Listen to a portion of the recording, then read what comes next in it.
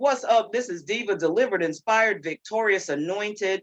June is African American Music Appreciation Month or Black Music Month. And so I have with me today my friend, we go way back, Brandon Bigg B Hickman from Coast 97.3. This is a music aficionado. He did the soundtrack for my one woman show, and he's just an all around good guy. So what's up, Brandon? Diva, what's up? You know what it I miss is. you, man. I know, right? I know. But I wanna talk about this. I want to talk about the gospel brunch because that was very inspirational. But first I want you to tell us a little bit about you and about some of the things that inspired you and all of that. So just Um, I'm Brandon Hickman, Bigg B, what folks call me that when I'm on the radio, and uh music has been a part of my life forever. I think music has been 100% a part of what I do and why it inspires me. A lot of people, I put it up a lot. I'm the little chubby kid from Roof Corner, and um, that's why I heard Planet Rock. That's the first time where I heard Planet Rock and other records, UTFO, right there on that corner. mhm. Uh, Boom boxes was happening, and I wanted my box, but I couldn't get it until Christmas. So I had to listen to other people's radio or my little teeny tiny radio my mom had at the house. So that's me in a nutshell. I'm originally from Wilmington. I think music saved me a lot. It kept me out of trouble. Yeah. I like to perform, so it kept me out of trouble. Whether I was singing in a choir at church, Okay. or I was in drum and drill team at the Boys and Girls Club, or in band in school, I think it definitely kept me out of trouble. Or sitting at home recording the songs on my radio, From trying to catch. WWIL. Yeah, oh man, did you go? Did you go there? Yeah. Hey, WWIL was the spot. I was recording music. Shouts out the hottest man. Shouts out to DJ Slide, those guys that I looked up to, those DJs that I looked up to when I was younger. The big I inspiration. remember those guys because I partied to some of those DJs. So Hey, yeah. yeah, yeah. That was so during COVID, you started doing the gospel brunch. Tell me about that a little bit. So I started doing this thing on Saturday. I mean, if anybody knows, I try not to be as extroverted as I am, but I am, and I think that's inside of me. My mom was an extrovert, so I think I got it honestly. So my mom was always the life of the party, and I'm just so used to, all right, yeah, we about to do this, we're gonna have a good time, all that stopped. It wasn't a gradual, dip off. It was just like, nope, everybody in the house, go right now, take all your stuff, and we're gonna run the radio from your house via this particular program. If you got internet, blah blah blah blah blah. Hmm. So I was like, oh. So, like a month into it, I was like, man, I ain't do no gigs, I ain't been nowhere. And I had this particular connection. I was like, oh, I could do this. Because Tony Neal from the Core DJs, when we were in Phoenix, he was like, yo, everybody needs to buy this just in case y'all want to get online and do, you could DJ from the club, you can DJ from the house, but they'll pipe you into the club. I was like, oh, that's crazy. And so I hooked this device up, and I was doing something called Live from the Cookout. So basically, I had my turntables on the kitchen table, Hmm. and I was DJing on Saturdays, like at 4 o'clock. Hmm. Hmm. Just break the monotony, because we was in the house, Hmm. and that was like in March. So I'm every Saturday at 4 o'clock. I'm trying to play, and Prina was like, and my wife Prina was like, "Won't you do something on Sunday?" I was like, "What you want me to do on Sunday? I'm chilling." She's like, "You should do like a gospel thing on Sunday." She's like, "Do you have enough gospel music?" And I was like, "You really asked me that question?" She was like, "I'm just saying you should do that." And so a lot of things that Prina give me, like, it is amazing. Like, it's always like a little jewel, like bing, like Yeah. Runway was a little bing. So Yeah. I'm like, Yeah. okay, I'm gonna try it. So the following Sunday, I get on gospel brunch. And we're in the middle of so nobody is moving, everybody's still. And I get on Gospel Brunch, I hit live, and I start playing, and it's like 600 people on the live. Wow. It's like 600 people on the live. I'm like, what? And it's just going up and up and up and up. And I was like, oh man, this is crazy. And and what it told me is that folks needed a word outside of, I think it was more inspiration, but it needed a word different than what Yes. traditionally is delivered. And so I would say, hey, y'all remember this song? And how many of y'all was ushers? And how, I was making it fun so people could jump on. And I was playing some of the same songs, but it was okay because people wanted to, see me cut up because I was, I enjoy songs. So I was like, hey, I remember this song. And then I started breaking new artists. Shouts out to Myra Quince. Myra Quince, yes. Sent me a record by a young lady named B. Nicole, who I had never heard of. And I think it was Nobody Like Our God. She sent me that record and I played it. And B. Nicole got on the live. Oh, wow. Was on the live. We've had the Merles on the live. It's been so many people on the live that I didn't know later. I was like, oh, they was listening. I was like, okay. But that's how Gospel Brunch started. And I knew I was on to something when Easter of that year is in April. And when I got off of the live, my phone rang and it was a minister, a pastor of a church. He said, you got them. He said, they're not coming back to church. Here's what he said. He said, the young folk not coming back to church, B. He said, if you could be in your house at 9 o'clock, 10 o'clock, and watch me on a Zoom or live, right? And get off of that and eat and turn you on at noon. That's right. He said, why do I need to come back to church? Yeah. He said, I can swipe, I can text my money into church, and I can listen to you for inspiration. He said, they're not going to come back. We got to give them that option to watch it. Absolutely. We're going to have to make an option, the hybrid, where they can come to church or they can watch it from home. He said, I'm going to be honest with you. And I was shocked that he even called. As soon as I got off the live, my phone rang. And he was like, they're not coming back. I said, yeah, they're going to come back. He said, they might, but it's going to be different. Yeah.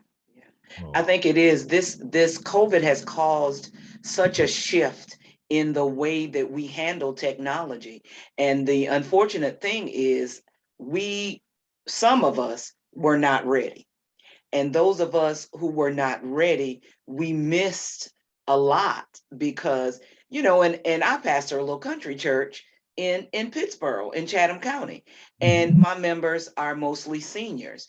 But now they are getting on to Facebook to see the live stream because they're not completely comfortable going back into the sanctuary yet, but they can still hear the music. So what you've done is you tapped into something that was, it's a God thing, B.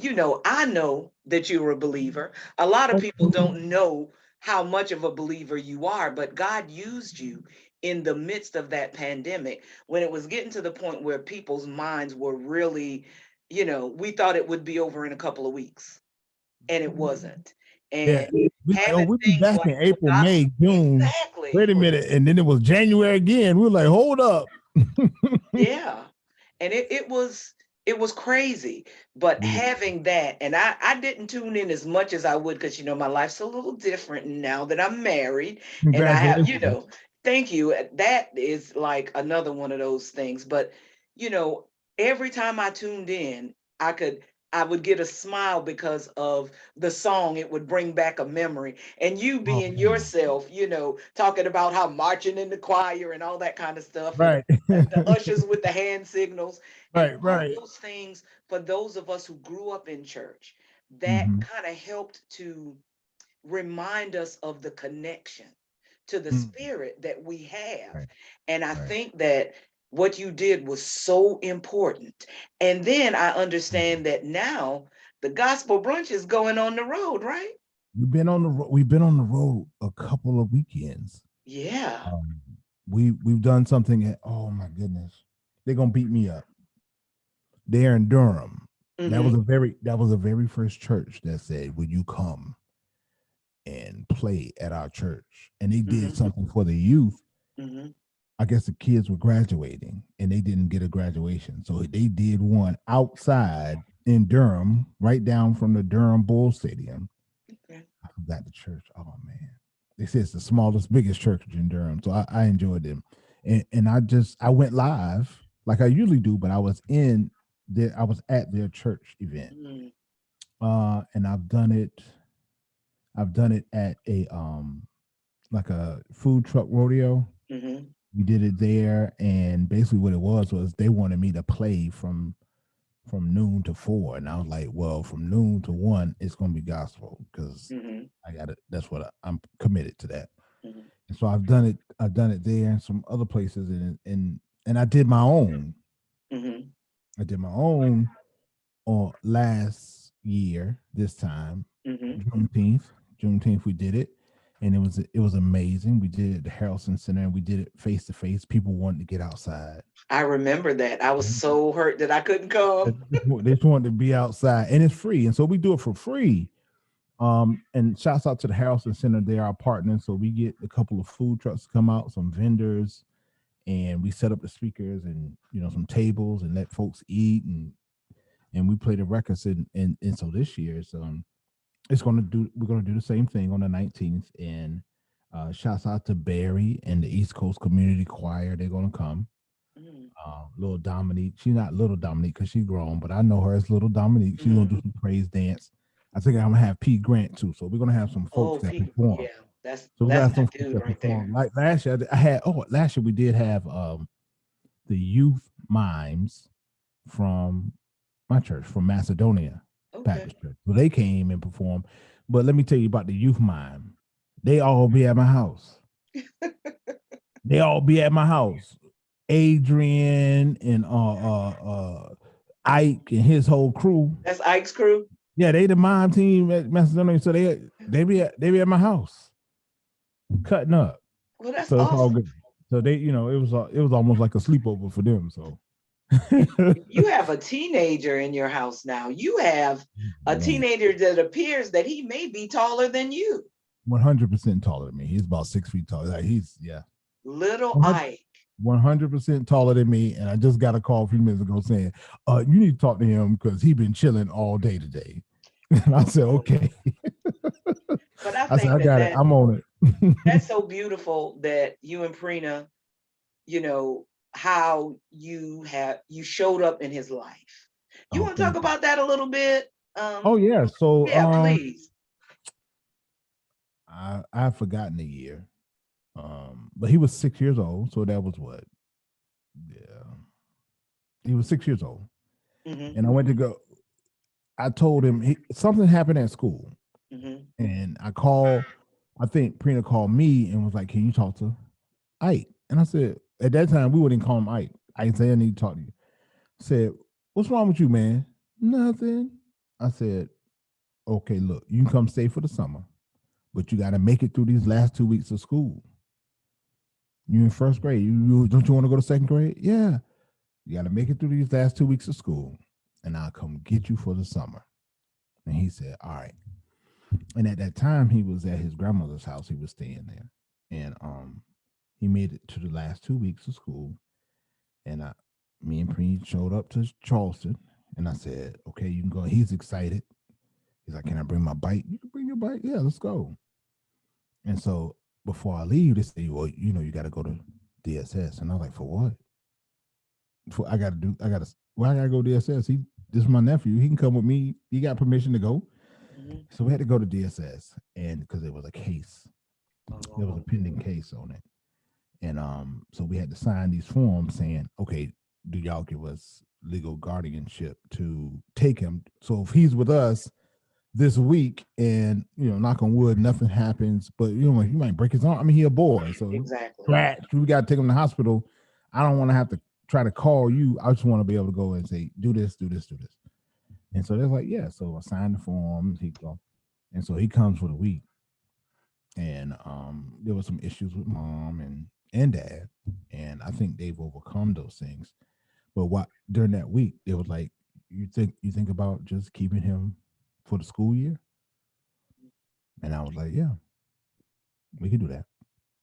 And so the school year turned into another year, which turned into another year, which turned into another year. And so that's how we got, and then we got custody of him. And we Mm, had custody of him, I think, he turned 8. I think we got 7 or 8. We got custody of him. So, I mean, we've had him since he was little, and now he's 15. wow. And he's 15 and tall and in high school and And on the swimming. swim team. He's on several swim teams. So he's on the high Oh. school swim team.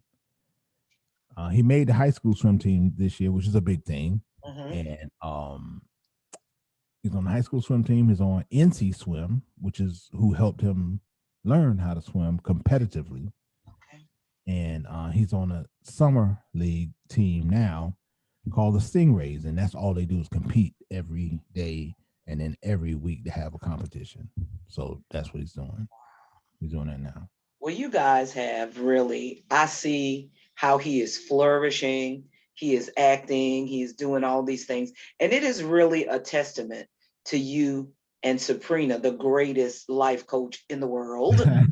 And you know why I say that, because I never would have done, I wouldn't have the courage to do half of the things I'm doing now if Yeah, she hadn't said to me that one day, someday is not on the calendar. Pick a day.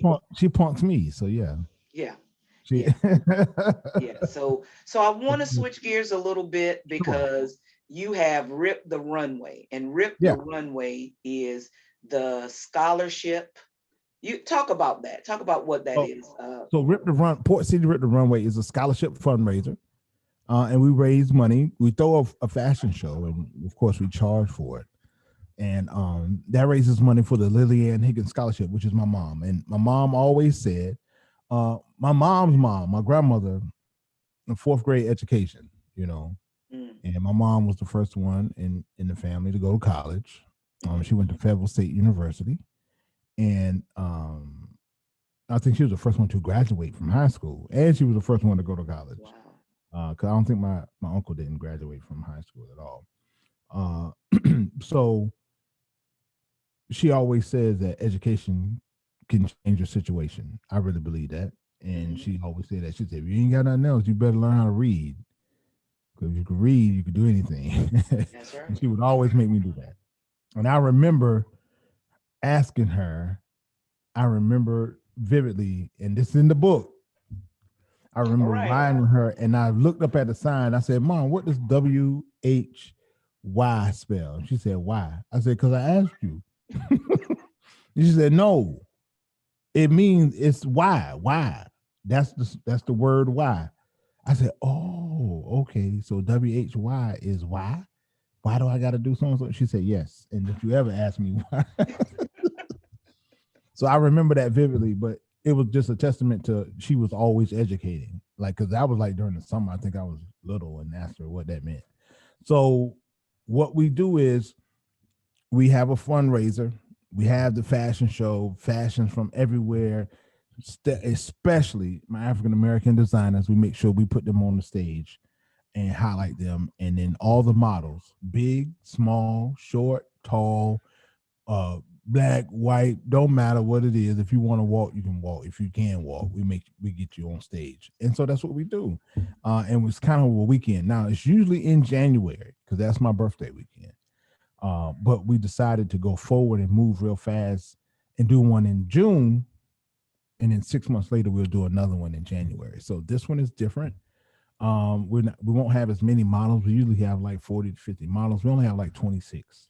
Okay. And we're doing it in the garden. We're going to do it where we're doing gospel brunch, but we're going to take the runway and run it through the garden of the Harrelson Center.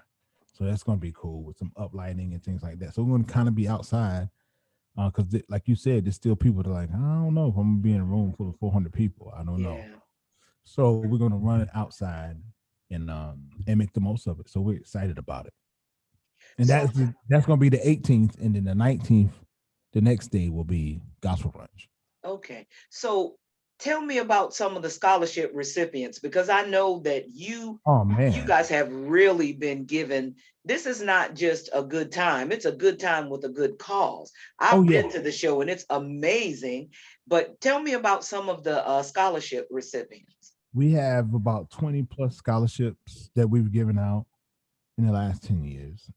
We're excited about that. We've had Trey Willis. We call him, oh, he's actually Jimmy Willis III. We call him Trey. Mhm, And he was with us from the very first Rip the Runway. I think he was like 9. mhm. And then he graduated from high school and went to North Carolina A&T, and he won a scholarship. We've had Shelby Long. Shelby is at, well, she just graduated from Spelman. Micah McDonald, she just graduated from Spelman. Sean Harrison, um, he graduated from Morehouse. We had uh, uh Karima, we what's had the name? Karima Bradley, Yeah. and Karima Bradley is our she was our very first Lillian Higgins scholarship winner. She won while she was a junior, and we just held the scholarship Mhm, to her senior year and presented with her. She went to North Carolina A&T. She went back. I think she went to Central, got her master's. She has 2 masters, mhm. and she's a licensed clinician. So shouts out to Karima. And Karima always comes back every year. Her mom comes to Rip the Runway every year and supports us every year. And so does Karima. And Karima is, I'm very proud of her. She she pressed she pressed in 2020 during Black Lives Matter. She pressed for the changing of the name of Huma Cray Park Oh, wow. to Longleaf Park. Mhm. And so we're proud of her, what she's doing in the community too. We had my man, I call him Brigham, young man. His mom's a teacher, and he is at Brigham Young University in Oh, Hawaii, and so okay. he's there now. So this year should be his last year at Brigham Young University, Hawaii. So we had some. I mean, Winston Salem State, A&T, Fayetteville State, Cape Fear Community College. We got a young lady who that was the first year we said, well, we're gonna give some money to those kids that want to go to Cape Fear as well. Just they want to do change their life. And she now is a uh dental assistant. I forgot where she's at, but she's a dental assistant. And so we're excited for them. Well, I think that your mother, you have created such a great legacy. And I know from everything that you've told me about her, I know that she's sitting up somewhere smiling and grinning and got everybody else laughing. And I she's know. talking about all of the things that you do. But it's a beautiful thing, the way that you connect with the community. You have done so much in the community that I know of. Thank you. And the main thing that you did in the community that I'm very grateful for is you gave me a chance to get to be known in Wilmington. Nobody in Wilmington would have known my name if it hadn't been for you and Sandra putting me on the Coast 97.3 poetry jam, and then But on you Morning did though. Coffee.